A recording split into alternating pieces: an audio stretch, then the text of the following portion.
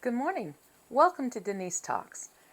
Today we are going to be talking about transforming your favorite recipes into meals in a jar.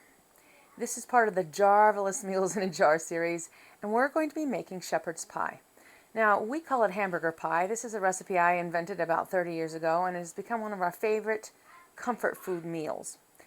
And a lot of the people might ask, well, why would you want to transform one of your comfort food meals into a meal in a jar? Number one is because it's faster and easier to make it. Because all I have to do is take what's in this jar and pour it into a pot, put water on top of it and boil it. And I don't know if you can see, this one happens to be lasagna, hamburger lasagna. It has everything that I need. It's got the meat, it's got the pasta, and it's got the soup base. All of it is in there, and it's shelf stable, which means it's not going to spoil. And I can keep it probably a good 20 years. But we eat these very frequently.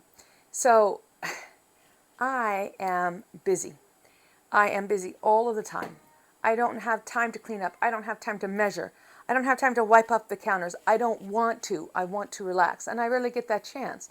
So making these meals in a jar is one of the ways that I'm going to use to really make this work for me. Not only faster and easier, less cooking mess, and less cleanup, okay? And then the great benefit is also, in an emergency, I've got everything I need, and all I have to do is pour it into a pot and cook it, and it works very well. Now, there are lots of benefits of meals in a jar, too. Not only is it convenient and easy to prepare with no measuring cups to clean up, just the pot and the jar. You just pour that into a pan, you add water, you boil it, done. That's what I want to do. And having it be shelf stable is perfect for my food storage or emergencies. So I'm going to make for us today this recipe called hamburger pie. Nope, I keep patting that one. Well, we're going to make a new one here. Let me get that out of the way. We're going to make a new one here, new jar, and it's going to be the hamburger pie or shepherd's pie, whichever you want to call it. Make it your own. Make it include things that your family likes and make it your own. I'm totally up for that. So let's talk about what's in it and why we're going to make them shelf stable. The whole idea is that we're using dried, freeze-dried, or dehydrated items because they won't spoil in that jar and they'll last a really long time. I happen to like the freeze-dried items best for a couple of reasons. Number one, they retain their nutrition, up to 97% of it. They taste almost exactly the same, and the texture is almost exactly the same as before you freeze-dried it. And I have my own freeze dryer, which is a really great benefit. Now today I've run out of a couple of things, and so I'm going to use the things that I have in my long-term food storage. But it's up to you. What do you want to use? And if you want to look at a previous video of mine, we talked about the differences between freeze-dried and dehydrated, and I will put a link to that at the end of this video so that you can go and take a look at it. Now what we're going to start with today is this freeze-dried ground beef, okay? Now I'm going to suggest to you that it tastes really good. In fact, when I was making this up the other month to make them, I couldn't stop eating the freeze-dried hamburger because it just tasted that good. It was delicious.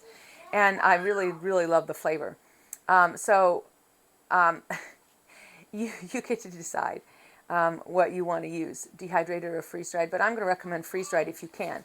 Now, if you have a dehydrator and you dehydrate your own because it's cheaper, go for it, okay? But you might have to modify the amount of liquid that you put in it at the end. It takes a little bit longer to rehydrate it. You decide which one you want to use. You experiment with it, and it should be fine. It's very forgiving. Now, I do want to ask you to stay till the end of the video because I've got an extra special tip on making this into a delicious meal, even more than it already is. It is our comfort meal food of choice, okay?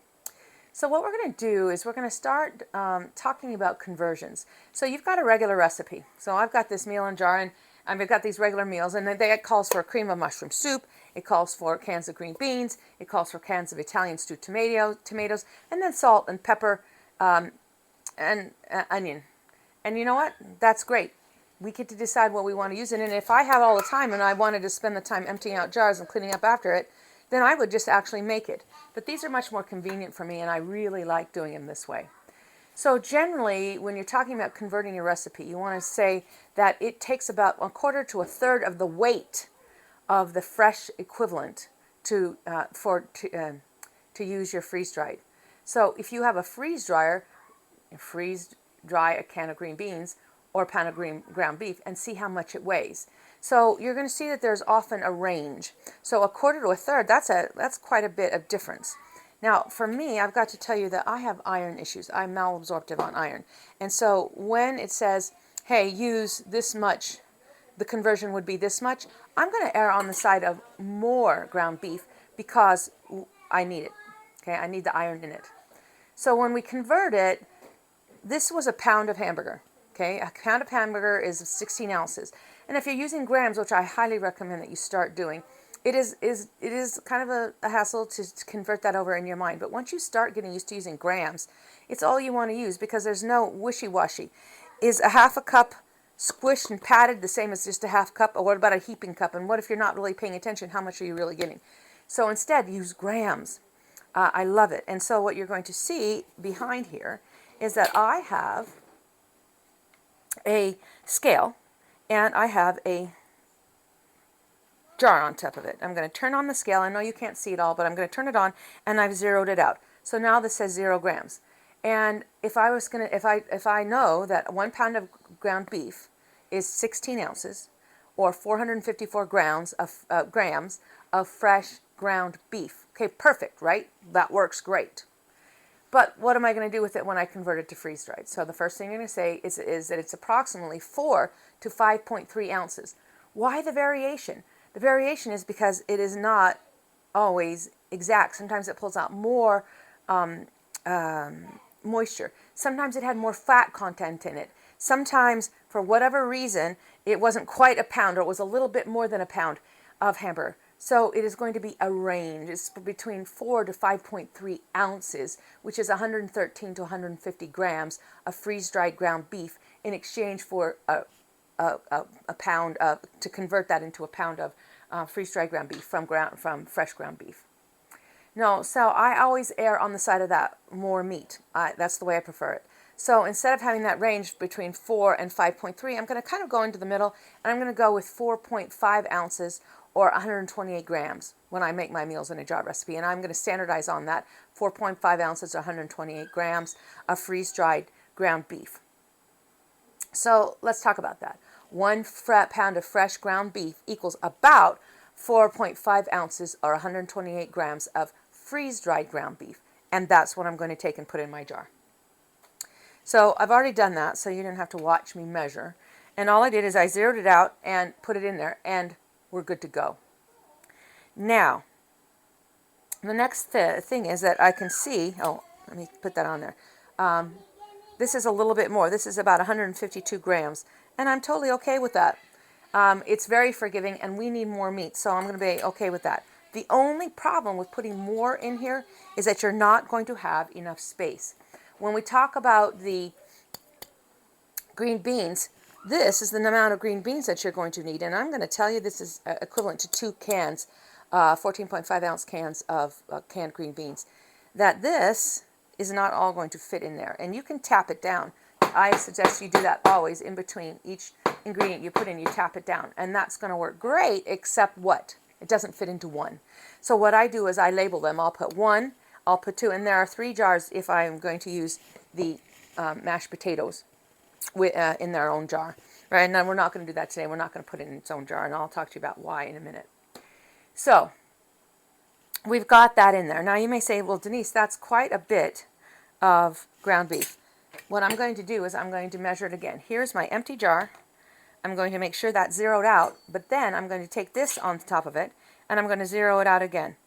Be really careful, because one of the things that I found is that I don't always have the same type of jar. They could be ball jars, they could be mason jars. These are Kerrs. So I'm going to take this jar, I've zeroed it out, and I've made sure that it includes the weight of my funnel, and it still says 153. So what am I going to do? Am I going to reduce that down to 128 grams? I think I am, because I can always add more. Okay, so here's my can of freeze-dried, and I'm just going to dump out a little and see what that weight is. Okay, that's about 134, and I'm going to go with that. I could probably take out a little bit more in there. to get it exact, but I just don't need it to be exact. That's 127. I could just sit here all day going back and forth. Okay, exactly 128. And now I'm going to put that away so that I don't accidentally spill it, because I could totally see that happening. All right, so the hamburger is done. What do I need next?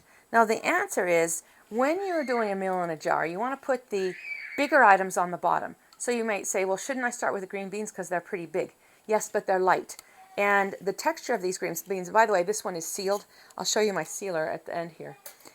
It's sealed, so I can't get it off. But if I took one of those, oh, I've got it right here for our, to show you. I actually like these with a little bit of seasoned garlic seasoned salt on them, and I eat them like chips. And if you want to hear what that sounds like,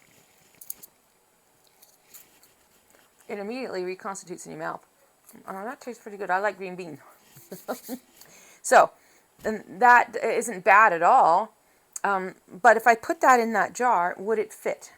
Now, you see how it's got a little bit of headspace at the top of it? If I continue to tap that down, I could get a little bit more, but not enough to fit all that in there. So start with the larger items first. If you're going to have a pasta, and they are like the screws, then I would put that in the bottom, and then put whatever else is on top of it, and tap it down, and more will fit into the jar. So in this case, I'm going to tap this down a little. But the more you do that, the more it's going to break down your meat. I don't know if you can see it. Let me try to get a little closer. At the top here, they're pretty big, but along the side here, they're small. They have gotten crushed. And they're okay. They're still going to taste good. It's still going to have the meat in there, but you might like to have them a little bit bigger pieces. So I would normally, we'll talk about the green beans next, because we're going to have our whole section on green beans. But I'm also going to then say, what else do I need in this? I used to use only cream of mushroom soup. I like Campbell's. This one comes from Happy Belly. They're tasty and delicious. But then I started making my own, because there's things in here: water, mushrooms, wheat flour, soybean oil.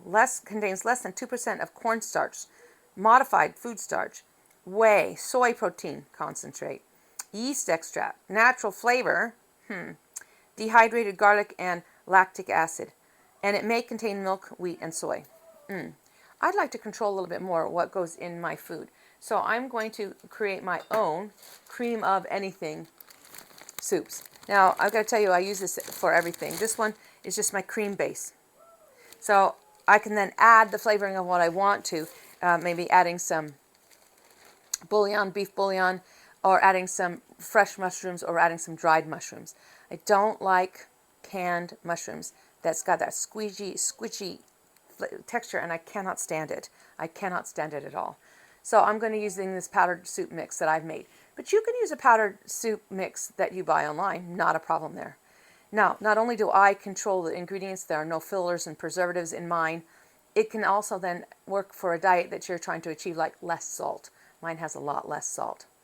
So if we say that 1 can of condensed soup is 10.5 ounces, and it is, even this one is 10.5 ounces, that's pretty standard, even if you get the generic brands, that's approximately 1 1/3 cups of condensed soup. And when we reconstitute it, it makes about 2 cups of soup, okay? So if I take 1/3 cup of powdered soup mix, that will usually reconstitute up to about 2 cups of soup. So now I say, all right, that's what I'm going to need. I need about 2 cups. If this makes 2 cups of soup, then I want 2 cups of soup from this. So then I'm going to say, all right, I need a 1/3 cup of this in my jar. Now, I'm going to tell you that I know what my family likes, and we like it a little creamier. So I'm going to put a 1/2 cup in there. Now, you may say, Denise, shouldn't you be using your measuring here? And I am, because I'm going to use 60 grams. So because this is at 129 right now, because I dumped a little bit of green beans in there, it's okay to be a little bit different. So if this was 130, I should be at 190 by the time that, and I don't even have to do that. I have to zero it out, zero me out. And then I'm just going to add this in. And there we go. And notice that there's a little bit left in here, and yet that's the right amount. I have a tendency to add more, only because my family likes it creamy. that's going to be totally up to you on how you want to do it. And then there's a little bit left in the funnel, so I'm going to put that in there. And now I'm going to zero it out. So that once again, it says 61 grams. I'm totally okay with that. 1 extra gram there, no problem. So when we're converting, again, what we're doing is we're saying, what would the amount be if I was using the regular ingredient? And then what would it be if I used, in this case, the dry soup mix? So I use the half a cup, so 60 grams is what I use, and you would use 40. Now here's the deal. If you want it creamier and thicker, you're not going to put more water in it. Because if I said, well, if I'm going to reconstitute this, there's an amount of water that should go with it. And I wouldn't add that full amount if I wanted it creamier and thicker. Okay. All right, so 1 can of condensed soup is 10.5 ounces, which equals 1/3 cup or 40 grams of powdered soup mix. And I added a little bit more, 60. The next thing we have on our list is tomato powder. I got to tell you, I love tomato powder. Now, what the recipe calls for is Italian stewed tomatoes. And I love Italian stewed tomatoes. But what I don't like is that my kids will not always eat the chunks of tomato. And it's one of the reasons I love making this recipe, because I don't have to worry about it. They'll eat it. It has a good tomato flavor, but not the chunks. So you may say, hey, Denise, I can take a look at that. And it says tomato powder. It doesn't say Italian stewed tomatoes.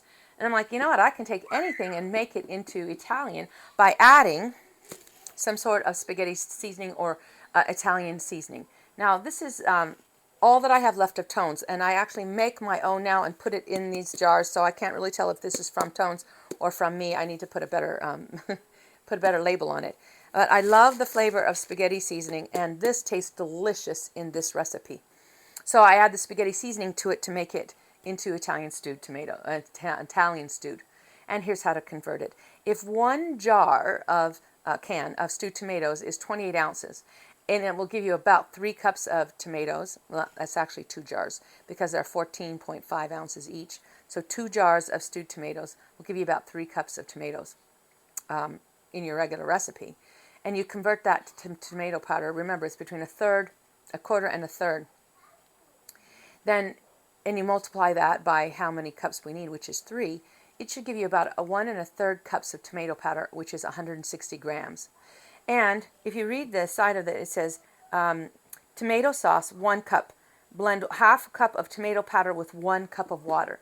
So what I'm going to do is I'm going to say, well, if that's 1 1/3 cup, I'm going to take 1 1/3 cups of this, and I'm going to convert that into grams, which is 160.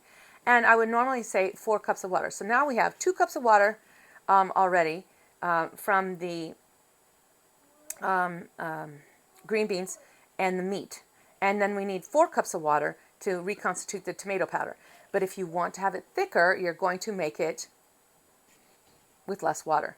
And we'll talk about that at the end here when we talk about reconstituting it. So I'm going to take the lid off here on our tomato powder, and I know that this is going on, but I'm going to tell you we are almost done. So we take the tomato powder, and I'm going to add 160 grams. Now I got to tell you that some of this goes a little bit of this goes a long way. Oh, my scale went off. So let's see what that gives us. That gives us 30. I got to tell you that I know how my family likes it. And so you're going to do is you're going to measure this and see what it is like for you. I got to tell you, I think 1 1/3 cups is just a whole lot. And if you want it really tomatoey, you can do that. But I am not going to do that. I'm going to probably use, let's see what this is. I want to use at least 50 grams. And that's 48. So I'm going to do 50. Now, I'm going to tell you what I use. I made that 55. I'm going to tell you what I use. I'm going to tell you what my normal recipe would. And then I'm going to say, do what tastes best for your family. Here's the deal. I can add more of this tomato paste, this tomato powder, when I'm cooking it. So I cook it and I taste it, and if it needs more tomato, I can add more tomato to it. By the way, don't you love the way this looks? I love the way these look when we're done. So I added 60 grams, about 60 grams of that. And then I'm adding up the water as I'm going, so that's 4 cups of water. That will give you similar volume and consistency to the stewed tomatoes. So two 14-ounce cans, 14.5 ounce, is about 1 1/3 cups of tomato powder. That's 160 grams, plus 4 cups of water. Now, green beans. Now, I have a freeze dryer, and I freeze dried these on my own. What happened was I had quite a few cases in my long-term food storage for my emergency use of green beans, and I noticed that we were within a year of them expiring. So I basically opened all the cans, dumped out all the water, and I freeze-dried them. And now I have my own freeze-dried green beans. Now, once again, you can actually buy these online. If you're paying attention, I'm not using just one brand. Here's my Augustin Farms brand. Here's the Thrive Life. I like them both. They all have their pros and cons, and I get them when they're on sale, when I have money to get food storage. So, here's how to convert it. 1 cup of freeze-dried green beans reconstitutes to about 3 cups of fresh or canned green beans. If 1 can, which is 14.5 ounces, of cut green beans has about 1 1/3 cups of green beans in it, then to match 2 cans of regular canned green beans, you would need about 2/3 cup of freeze-dried green beans. Now, you may say, Denise, that's very interesting because that seems like more. Now, I'm going to tell you that, in fact, I love green beans. So this is, let me zero it out. That's why I have my extra jar here. Well, might as well leave that on there because I've got this one weighed with it in there with the lid on. If I zero this empty jar out, this is 46 grams. So it asked for 30 and I gave it 46. And I would bet you that's going to take just about that off. And I could squish it into this jar here. Let me get this out of the way. I could squish it into the jar because we can see how much space is left. And if I tap it down a little bit, it is going to fall through the meat eventually. But I am not going to do that, and I like extra green beans in mine anyway. So what I do is I make this here about 45 grams of green beans, and I just have them out there. And I usually write on them. I just actually put this in the jar last night. So I say 45 grams. And then if I'm going to be making them and trying to make this as simple as possible, I would make this number 1, and I would put a 1 on it, a 2, and I put a 2 on it. And what you'll see is that for the mashed potatoes, I would have a 3rd can if I wasn't just going to be making it out of the box, and I would put a 3 on it, and those are the 3 different ones that we need for this recipe. And then I put them on my top shelf on my pantry so I can go grab them down when I need them. Okay, so my family likes green beans, so we add more, and I'm totally okay with that. So 1 cup of freeze-dried green beans equals 3 cups of fresh canned green beans, which is what I need.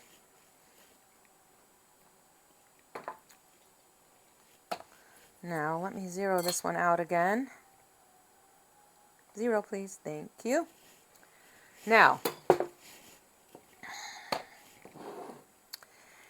we're back to our jar here. Let me zero it out again. And now we need some onions.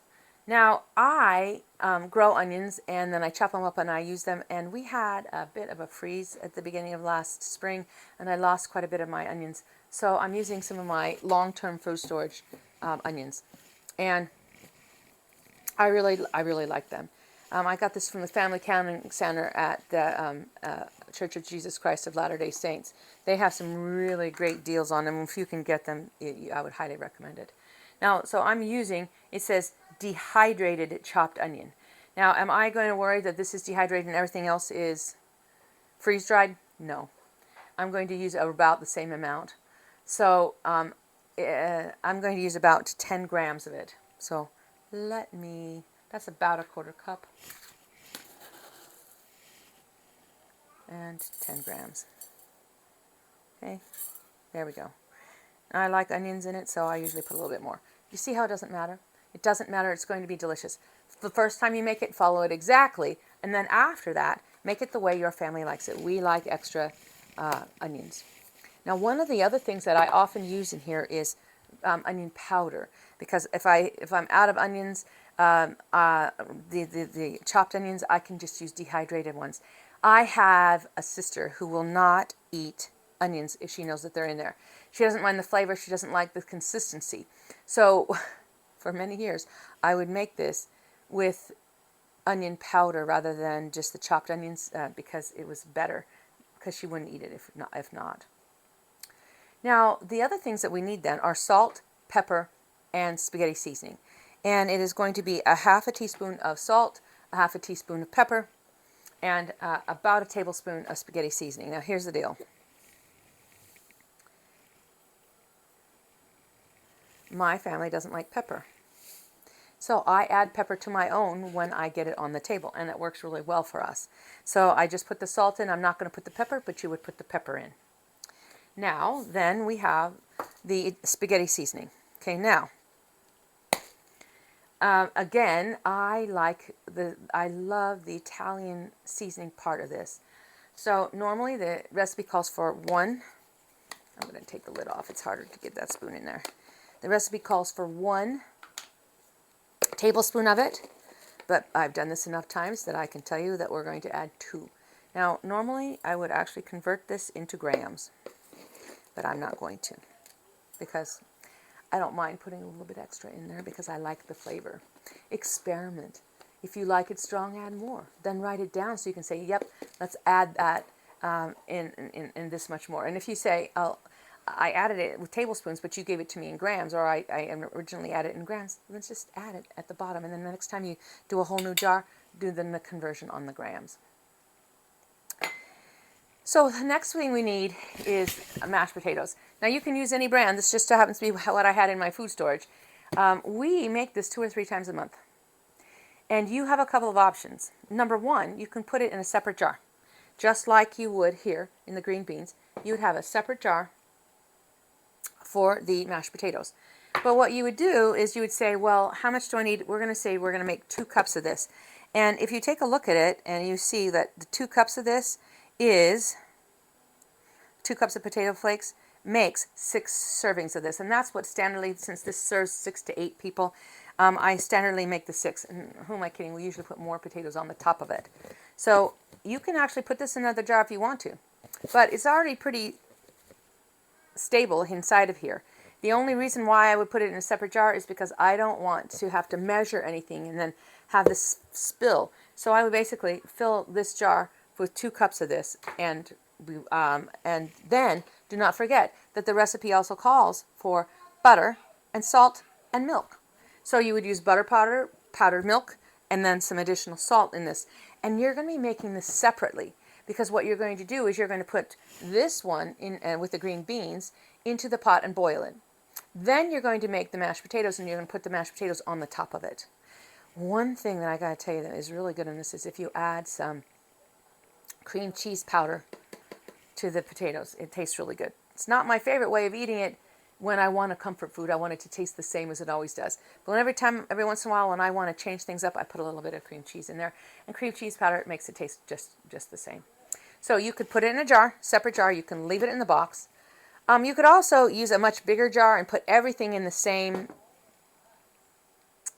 jar, like a half-gallon jar. But I don't like to do that because I like the potatoes on the top, and you're going to need that bigger jar. So I like the pie aspect of this, where you've got the green beans and the hamburger mixture on the bottom with the potatoes on the top. So I put it in a separate jar. But don't forget the powdered milk, salt, and butter powder. Now,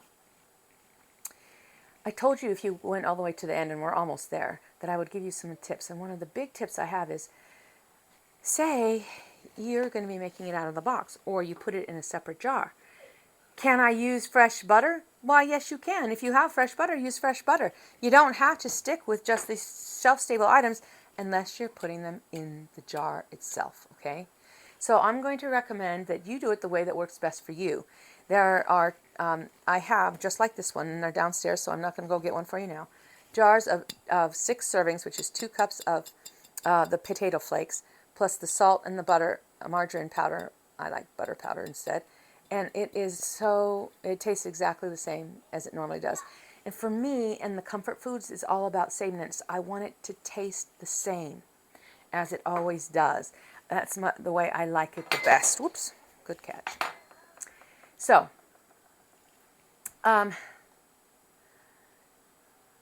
if you leave it in the box, it's mostly all-inclusive. Pull out your box of instant mashed potatoes. Cook up 2 cups worth of it, which is 6 servings. Because I make it so frequently, I usually put it in jars. And I often make potatoes to put on other things, and I usually make it in 6 serving volume. So you decide what you want to do. You don't have to measure if you've got it in the jar. So you put it together. You got the ground beef, you got the green beans, you got the tomato powder, the onions, and here is something I want to show you. If you're like me, you've been talking to a 2-year-old, which you probably could hear in the background during this whole video. And so I don't remember, oh, did I put this in there? Did I put that in there? And if I didn't remember whether I put the soup powder in there, I can see it. I can see that line right here that shows me that that powder is in there. So I know I've got it in there. Because I really think that those look beautiful. Okay, so that's in there. I'm going to try to get some of those seasonings off here so I don't waste any. Good, now there's nothing left inside of that funnel. And I'll put that over here. So, ground beef, green beans if you're using a bigger jar or less green beans, onions, tomato powder, the salt, pepper, spaghetti seasoning, and the mashed potatoes, which I'm not going to put into a jar today. Now, what else am I going to do to this? Well, the answer is you could put a lid on it and you could call yourself good to go. But if you want this to last any time at all, there are a couple things that you can do to it. Number one, you're always going to put a lid on it and you're going to seal it. Now, notice that that's just finger tight. And I have this really great little tool. You can get them on Amazon. At the time of this recording, they're about 20 bucks. Because I test products out for Amazon, I have about 3 different ones of these. This one was a little bit different in that it was a little bit harder to get on the top of it. And yet, it just still works really well. You just push it all on the top. And I also found that the ring doesn't work so well on this one. The other ones, I have to put the ring on. And this one, I don't. You just put it on. You press the power button. You have to press it and hold it. That's the other thing. I don't press it and hold it long enough. And then I press on. Now, if you can hear that, what you're hearing is that sucking it out. It takes about 30 seconds, but it will stop when all of the air is out of that. And you know that it worked right because the lid stays on there and you can't get it off. Then you can either decide to put the ring on it on that or not. It's going to be up to you. Now, when you're doing canning, one of the things you don't want to do is you don't want to reuse your canning lid. You can tell that it is sealed because you can't press it up and down. It doesn't go up and down. So this is done. The other one about this one is that it takes a little bit longer to, it takes up more battery. It's at 90%, and it was at 98 a few minutes ago. When I pulled that off, if this wasn't sealed, it would have come right off. And now I can go and get myself a nice little label, and I can say spaghetti pie. I'll put spaghetti pie 1, spaghetti pie 2, and I'm pretty much good to go. Now, at the beginning of this, I told you that one of the things I was going to do was going to give you some tips. And one of them is on reconstituting. So first, you're going to need 4 to 6 cups of water. If we added all the times we talked about water before and how much we're going to need, then you would add this and this to a pan and put 4 to 6 cups of water in it. And you're like, Denise, that's a huge range. Start with 4. And because you're reconstituting it, the green beans and the hamburger, freeze-dried, will take up a lot of the water. And so you're going to watch it. Boil it for about 5 minutes and look and see where it is. Taste it a little bit. See if the hamburger is crunchy still. If it is, add another cup of water into it. And then also consider, well, how thick do you want this? We like it thick. So we're not going to add as much water to it as we normally would. If it's too thick, add more water. If it's too thin, don't add your water so fast next time. So now for the other tips and tricks that we mentioned at the start. You can add fresh ingredients to these if you want to. If you ran out of something while you were putting it in the jar, add it while you're cooking. If you want more green beans, add it from a fresh can. You can do that. If you want more tomatoes because you had a fresh tomato on hand, use it. If you want to have more spaghetti seasoning or you want to use Italian seasoning instead, add that to it. Taste it. See how it tastes, if you like it or not. Even more tips. Don't forget to label your jars. I label mine with 2 different dates. The preparation date and the expiration date. So use the item that expires first as your expiration date. It will usually last longer than that date, but you'll have that date. And you'll also want the date you prepared this. So that will keep you track of how long that they've been stored and how frequently you're using these. Because you've got to rotate your stock. Use your oldest jars first. FIFO, first in, first out. Experiment with your flavors. That's the biggest tip I can give you. If you don't like the spaghetti taste to it, go to Italian seasoning, and it doesn't have all of the flavors that are in here. I will be having another video on making my Italian spaghetti, because this will probably last us a good 4 to 6 weeks, but then we're going to be out. And this is my last jar of tones. And then I will relabel this with my own homemade. Don't be afraid to experiment. Different seasonings, different ingredients. What if you wanted to have corn in this? Fine. When you're cooking it, add corn. Add a canned corn, add frozen corn, add freeze-dried corn. But remember, if you add the freeze-dried corn, you're going to want to make sure that it has more water in it, because that freeze-dried will suck out the moisture as it reconstitutes. So you can customize your hamburger pie recipe to suit your family's taste, to suit your needs. Less salt, okay? Add more veg. And one of the biggest things I can tell you about these meal in jars are that they're not only going to help you with meal prep, they're not only going to make it easier and faster to make and clean up your meals, but you can use them for emergency preparedness. They will last a long time if you keep them in a cool, dry place with no light on them. It's more than just everyday recipes you're using to ease your meal prep. Perfect for emergency preparedness. Keep a few on hand for those unexpected situations. Now what I do is I make 5 of these or 6 of them in a row. So that will give me 2 months worth. So for 2 months I don't have to do it. And on one Saturday I spend about 2 hours making all the meals that I'm going to be making that next month. And I don't actually have to stick with it. If we decide we want something else different, then we use it. You know what would love to hear from you? I would love to hear what recipes you would like to convert. And then I will test them out. I will convert them into grams and cups and ounces. And then, so paste them down in the bottom in the comment section. I would love to hear from you. If you made this, I would love to see how you liked it. How did you like it? Tell us in the comments. I would love to hear it. Now, I really appreciate you joining me today. And if you enjoyed this video, don't forget to smash the like, subscribe, and the notification bell so you don't miss any of the tasty tips that we have on these. Let me know in those comments what other meals you'd like to see turned into Jarvelicious magic meals in a jar. Okay, I will convert them, and maybe you might even see a video on it soon. Thank you for joining me. And until next time, I talk, you talk, Denise talks. Bye-bye.